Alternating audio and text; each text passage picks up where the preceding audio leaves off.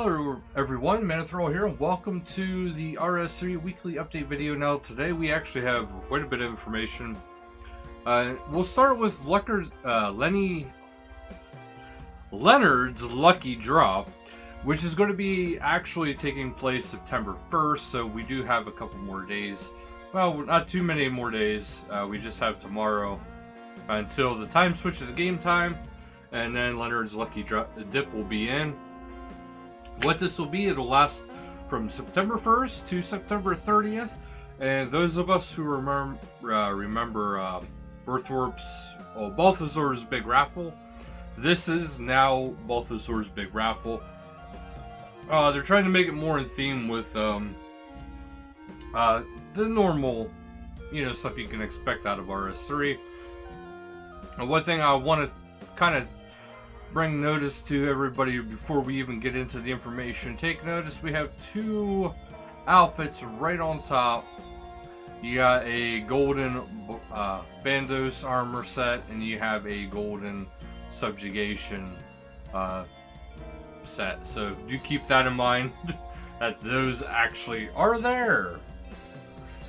We haven't had one of these though since September 2019, and there has been some improvements and some changes. So you can now receive Lucky Dip tickets while training your skills and participating in combat. They added new prize categories, so we could read about that in the section below. You can now see which rewards you've already won on the event interface. You can also see your chances of winning a prize in a category on the event interface. To prevent unscrupulous behavior, all players must now have a total level of 250.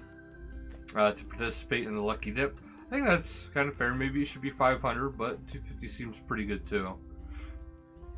You can enter up to 15 times a day. You can choose to enter any category you wish at any time you wish, whereas previously the categories available were locked to particular days. So you can now purchase a Lucky Dip reclamation service from the marketplace if you missed any daily tickets by forgetting to talk to Leonard. This will claim all those back for you. The Podium Pack category is now the Item Pack category, which contains a wider range of prizes, including the Dwarven Tools. All rewards, including from Balthazar's Big Raffle, are now reclaimable from Diango and Draenor, so you don't have to hold on to them if you don't want to. Of course, that does imply that, the physical gear that actually has stats, you probably will have to pay for it. And pay for it to reclaim it, much like you would any other gear that has stats.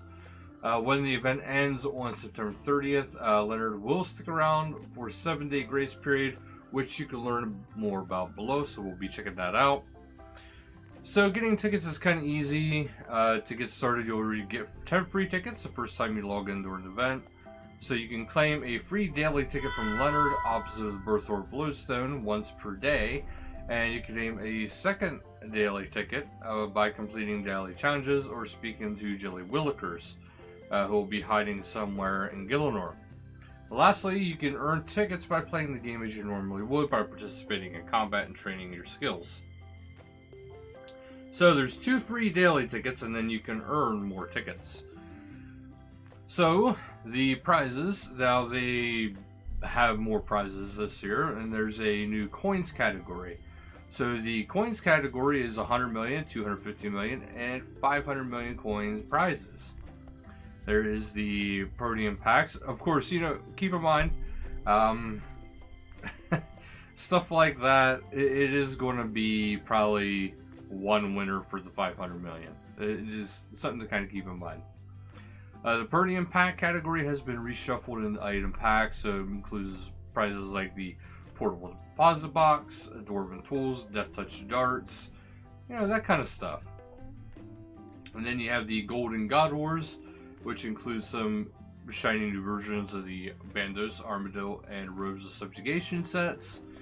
There will be new... of course, you'll still be able to get the Balthazar's Old Selection, which this also includes the golden version of the Barrow's War Priest, God Swords, and Chaotix. As noted before, everything will be reclaimable from Diango, including, both the Zord's items. In addition, if you're not lucky to win the Grand Named Prize in your category, you'll still receive some XP Lamps Medium as a consolation prize, so everybody still wins in some degree. On top of that all, on top of everything above the prizes, there's also 5 limited edition titles up for grabs. You got Name versus the Lucky 5, Second of the Lucky 5, Third of the Lucky 5, Fourth of the Lucky 5, and Fifth of the Lucky 5. So that's pretty cool. So these unique titles will be given out to 5 lucky players who take part in Leonard's Lucky Dip. You get 1 chance for every ticket you enter into Leonard's Lucky Dip. So the more you play, the better your chances of winning. And what perfect time, because we have a yak track. So do take note to that. But again, you have to have at least level 250 overall. And Iron Man accounts will not be able to participate. So that is just up there up front. And then we have the next section. I did not see anything here as far as unless I am misunderstanding this, and this is next week. Oh boy, there we go. Yeah, this is actually just a future update as well. It is the Elder God Wars, the Wen front. So this is the second front, but this is the Wen edition. So this is something to kind of keep in mind that will be coming here kind of shortly. It is set for Tuesday, August 31st. So it's coming out tomorrow too. So this stuff is kind of coming a little bit early, but this is to kind of get you guys ready and ahead of it. Tomorrow there will be the update video as usual, but this is also coming today. So getting started, you will need 84 Slayer or more to fight the Glassites south of the Cathedral of the City of Sentiston. So to keep that in mind, there is a bunch of different types of weapons that are going to be released. And by a bunch, I mean there's actually 2 variants of each. So first up we have the Dark Ice Shard. Yeah, Dark Ice Shard. Main hand weapon, which is a tier 85 damage, tier 85 accuracy. You do need to get 2,500 Glacier Remnants, 5 Dark Nihilus, 10 Blackstone Hearts, and 2 Glorious Bars. The effect when both weapons are worn, the melee abilities Hurricane and Destroy no longer share a cooldown, and that is also the dagger too. There is an offhand dagger that is with this. We'll get to that in a little bit. But then you also have the Dark Shard of Lang, which is a hard mode only drop. So it is a main hand weapon, is tier 95 damage and accuracy, which requires 7,500 Glacier Remnants, 10 Dark Nihilus, 1 Dark Ice Shard, and 1 Frozen Core of Lang. So that's something to keep in mind. Special attack is Icy Tempest. Costs 20% adrenaline. Imbue your weapons with the power of primordial ice for 30 seconds. Your damage cap is increased by 30%. This special has a cooldown of 60 seconds. And it has a set effect with the Dark Sliver of Lang and Dark Ice Sliver. When both ice weapons are worn, the melee abilities of the Hurricane Destroy no longer share a cooldown. Then you got the Dark Ice Sliver, which it requires the same thing as the tier 85 sword. The passive effect is when worn, the melee ability Hurricane can be cast while dual wielding. This effect is usually locked to two-handed only. The set effect is when both weapons are worn. Of course, we know about that. The Hurricane and Destroy no longer share a cooldown.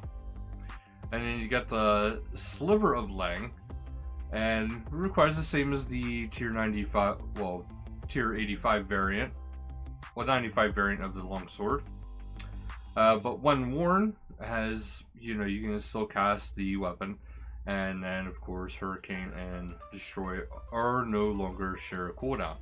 So, while this one has the passive effects, the offhander weapon has the passives, the main hand weapon does have the special attack, but best to be used together. And then we have some armor. So we have Enhanced Nightmare Gauntlets. So there is a Tier 90 variation of Tier 85 Nightmare Gauntlets. So same effect, but you do need the 1000 Glacier Remnants, 1 Lang Artifact, and 1 Nightmare Gauntlet.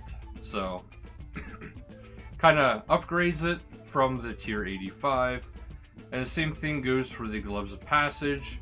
But this then actually has a new effect, which is Enduring Ruin. So after the Havoc or Smash ability successfully hits your next target, or melee target, within 6 seconds, deals 10% increased damage, and the target takes 20% increased damage from bleeds for 10 seconds. Very good. And then we have the Enhanced Kerapic Wrist Wraps, which is the magic version, I believe. Yeah, because Gloves of Passage is... You know what? I think Nightmare is the range, Gloves of Passage is melee, and the Enhanced Kerapex is the mage. So it has the same variation, but the same as Tier 85 Kerapex Wrist Wrap, but stronger, of course. There is a cosmetic reward, which is the Galactor's Adornment. So you do get some cool ice wings here. So, the base requirement for crafting is 1000 Glacier Remnants, 2 Dark Nihilus. Arc Glacier Adornment is 5005. And the Glacier's Adornment is 10,010. So keep that in mind as you go about it. There is a new pet, Gladius. So is the Arc Glacier boss pet, so do keep that in mind. He actually looks really cool. And then we have the Scriptures of Wen. So the Elder God Rosungers will be introducing brand new god books based on each of the Elder Gods. These books offer improved stats over the Illuminated God books, and each come with unique effects. In this Glacier front, the Book of the Scripture of Wen, which offers +5 prayer bonus, +5 to all styles, and the special ability is Sheer Cold. Each attack have a chance to summon Icy Beam for 3.6 seconds. That attacks anything standing in it. Once targets have been hit 5 times by the beam, they will suffer shatter damage, dealing up to 400% ability damage. So, it does say Elder God books cannot be illuminated, but you can get the God books and use them just like you can with the other ones. But that is pretty good stuff. But yes, this is not an update video like I initially thought, but this is a heads up video because the update is coming out tomorrow. So thank you guys so much for watching, and until next time, later guys.